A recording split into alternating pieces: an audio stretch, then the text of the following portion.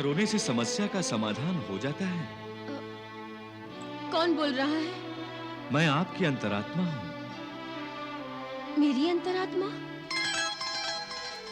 अभी अभी तो आपने स्वयं कहा राजकुमारी कि मैं आपकी आत्मा हूं। द्वारिकाधीश। प्रणाम युवराज। राजकुमारी कक्ष में है? जी हाँ युवराज, वो कृष्ण से बातें कर रही हैं। क्या? कृष्ण से बातें कर रही है? रुक्मिणी! रुक्मिणी! रुक्मिणी! भैया, आप बैठिए ना। पहले मैं उस ग्वाले का वध करूंगा। कहां है वो? ये आप क्या कह रहे हैं भैया? वासुदेव श्री कृष्ण तो द्वारिका में होंगे, यहाँ कहाँ? वो यही है। प्रतिहारी ने मुझे सब कुछ बता दिया है। तुम मुझसे बातें कर रही थी। सच सच बताओ रुक्मिणी, कहां है वो? कहां है वो? सच सच बताओ, कहां छुपा रखा है तुमने उसे? अपने हृदय में। रुक्मिणी! भैया, आपको द्वारिकाधीश श्री कृष्ण से मिलना था तो मेरे कक्ष में आने का कष्ट क्यों किया आपने? उन्हें तो आप अपने कक्ष में भी मिल सकते थे। वो तो साक्षात ईश्वर हैं, पूरे संसार में व्याप्त हैं वो। मुझे भ्रमित मत करो रुक्मिणी। मैं उसे ढूंढ कर ही रहूंगा और सारे कुंडिनपुर के सामने उसे मृत्यु दंड दूंगा। मृत्यु दंड! ये आप ठीक नहीं कर रहे हैं भैया। परमात्मा की भक्ति की जाती है, उसका तिरस्कार नहीं किया जाता। है? वो ईश्वर नहीं, मायावी है, मायावी।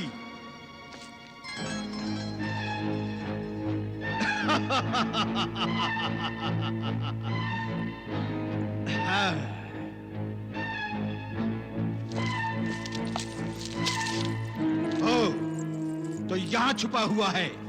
मुझे देखकर तुरंत मूर्ति बन गया, परंतु मैं इसे जीवित नहीं छोड़ूंगा। अभी इसका सर धड़ से अलग करता हूं। नहीं भैया, नहीं।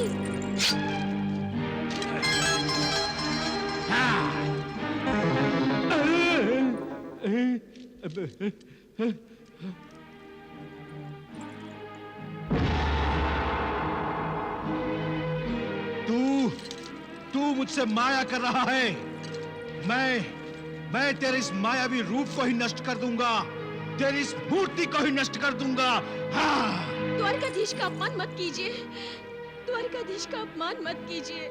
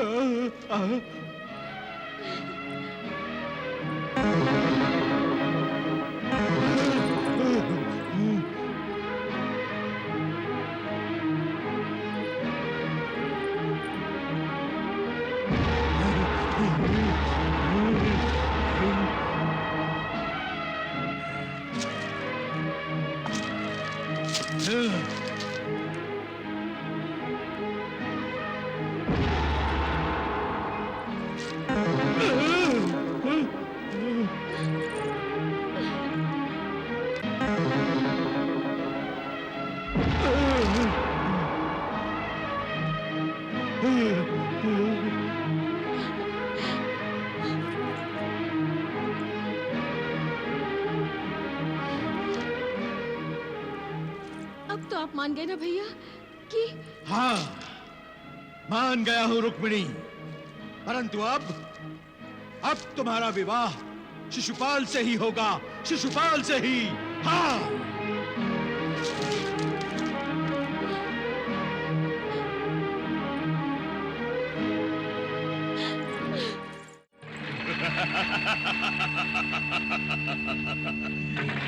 एक और राजा वीरेंद्र को विदर्भ पर आक्रमण करने का संकेत देना और दूसरी ओर शिशुपाल को वीरेंद्र का विनाश करने को कहना।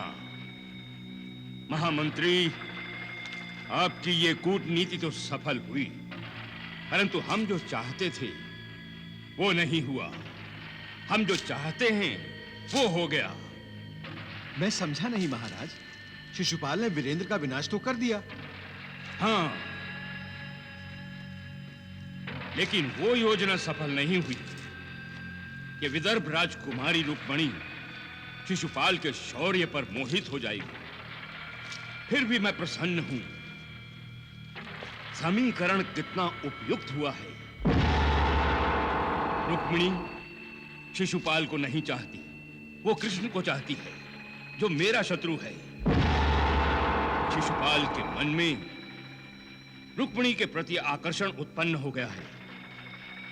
इसलिए कृष्ण से रुक्मिणी का विवाह होना सुन उसके हृदय में द्वेष की अग्नि भड़क उठी है। अर्थात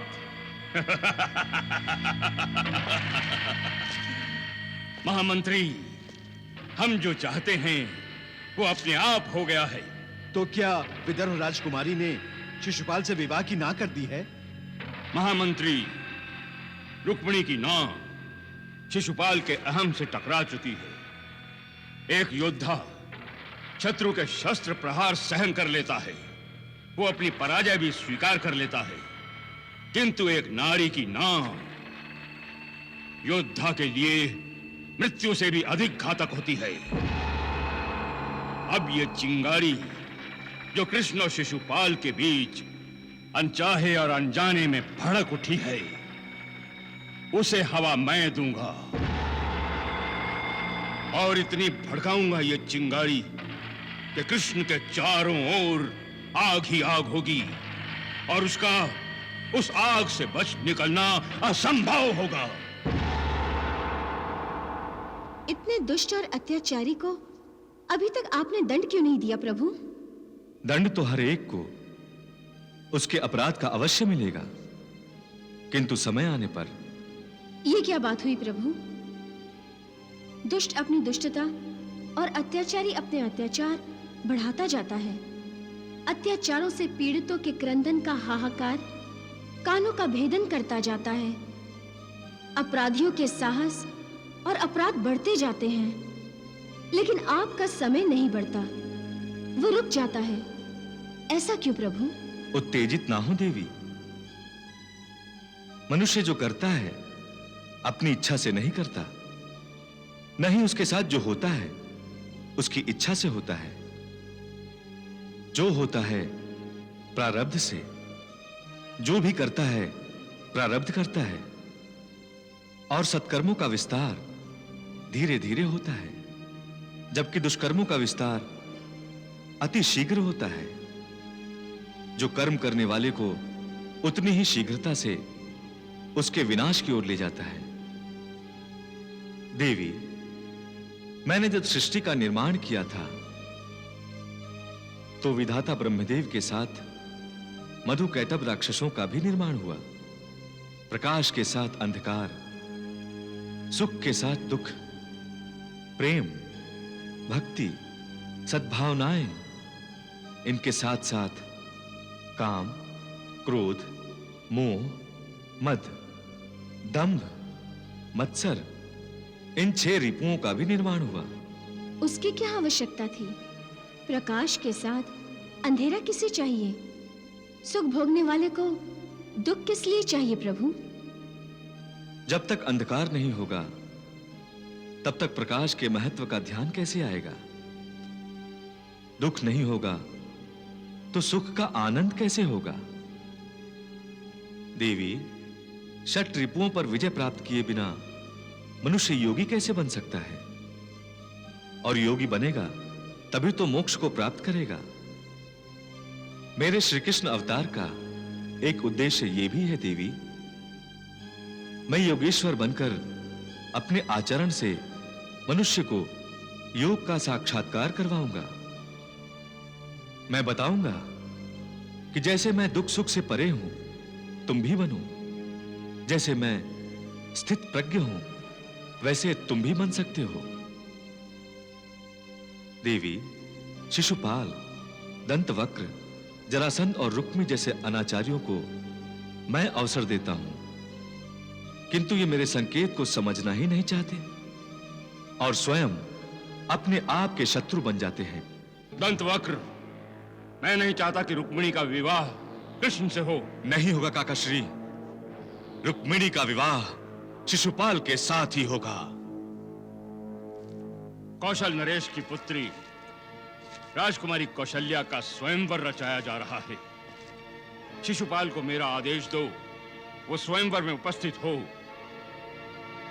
यदि राजकुमारी कौशल्या से उसका विवाह हो जाता है तो बलवान कौशल देश केटी देश का मित्र हो जाएगा। आपके आदेश का पालन होगा काकाश्री। प्रणाम।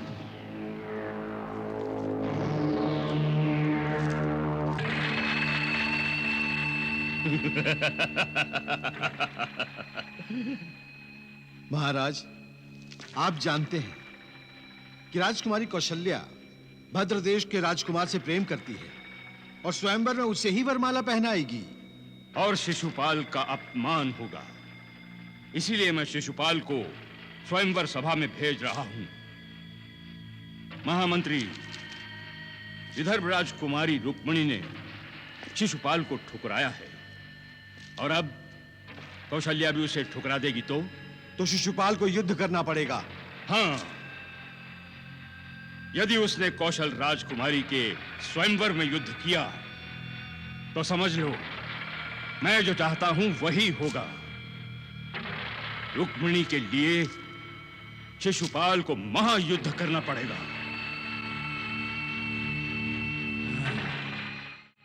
इस स्वयंवर सभा में उपस्थित राजाओं और राजकुमारों का स्वागत है।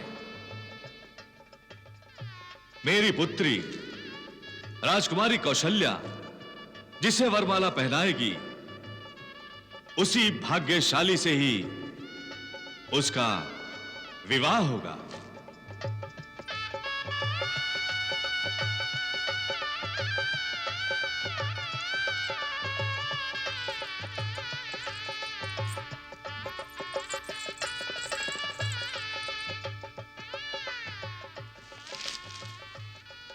आप हैं महिमृति नगरी के राजा महिपाल।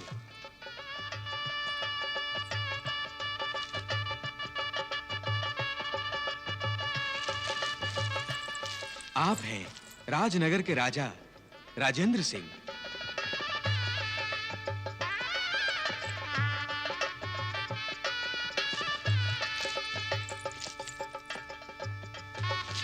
आप हैं चेटी देश के राजा शिशुपाल, पराक्रमी बलशाली जरासंध के शिष्य हैं।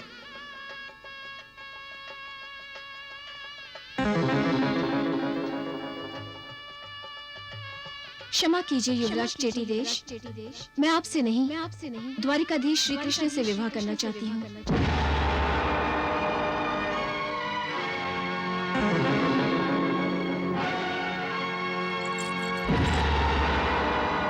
शिशुपाल, नारी का मन जीतना भी एक युद्ध ही होता है और यदि मन ना जीता जाए तो पुरुष नारी को ही जीत लेता है। उसे महायुद्ध कहते हैं।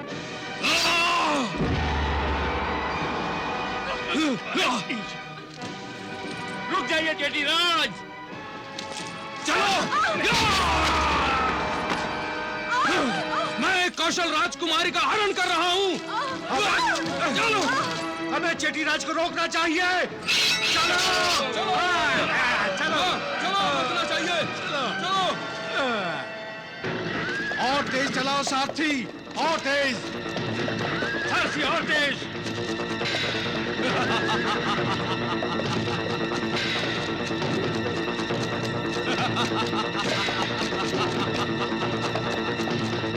रुक जाओ कायर,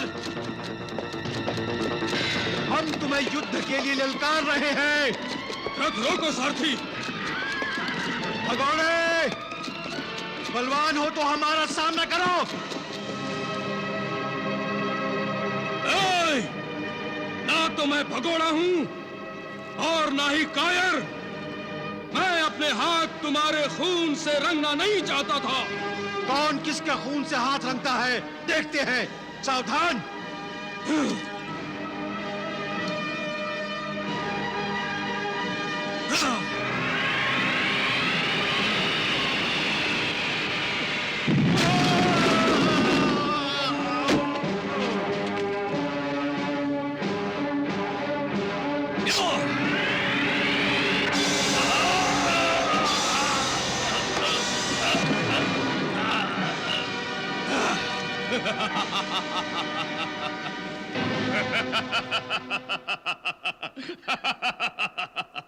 शिशुपाल ने कौशल राजकुमारी का स्वयंवर सभा से हरण कर लिया।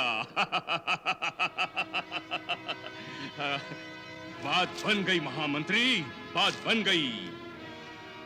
अंततः रुक्मिणी द्वारा किया गया अपमान रंग लाया और हमने जो पांसा फेंका था वो सीधा गिरा और हम ये द्यूत क्रीड़ा जीत गए। अब शिशुपाल विदर्भ राजकुमारी रुक्मिणी का विवाह कृष्ण के साथ कदापि नहीं होने देगा।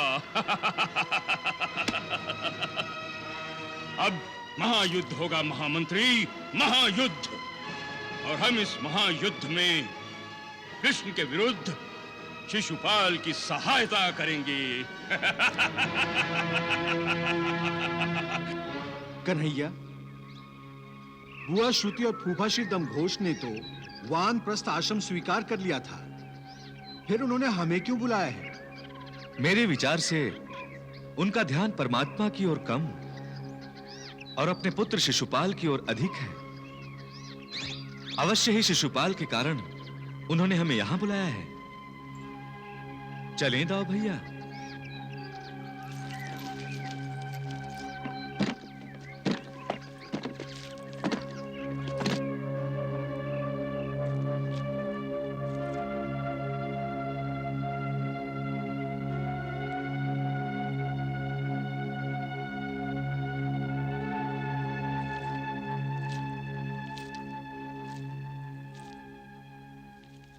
प्रणाम श्रुति बुआ। तुम आ गए वासुदेव। आप आदेश करें और हम उसका पालन न करें, ऐसा कभी हुआ है बुआ? बताइए बुआ, क्या आज्ञा है? मैंने तुम्हें आशीर्वाद देने के लिए बुलाया है। तुम्हारे छोटे भाई शिशुपाल ने कौशल राजकुमारी कौशल्या से विवाह किया है। बुआ, आकाशवाणी का भय अभी तक आपके मन में कुंडली मारे बैठा है। ममता से विवश हूं मैं कृष्ण। बुआ सोच रही हैं, यदि तुमने शिशुपाल और उसकी पत्नी को आशीर्वाद दे दिया तो शिशुपाल सुरक्षित हो जाएगा, है ना बुआ? बुआ, मेरा आशीर्वाद शिशुपाल के साथ सदा ही है।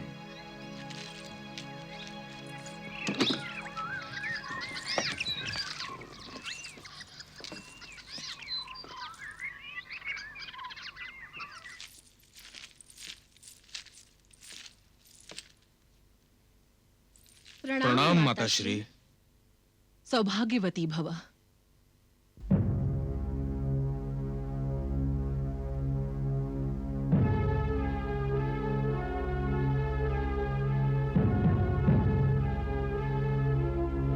मैं किसी अन्य से प्रेम करती हूँ। पूछ सकता हूं किससे? द्वारिकाधीश श्री कृष्ण से। और मैं उन्हीं के साथ विवाह करूंगी। कृष्ण तुम्हारा महाशत्रु है शिशुपाल। क्या उस महाशत्रु से रुक्मिणी का विवाह होने दोगे?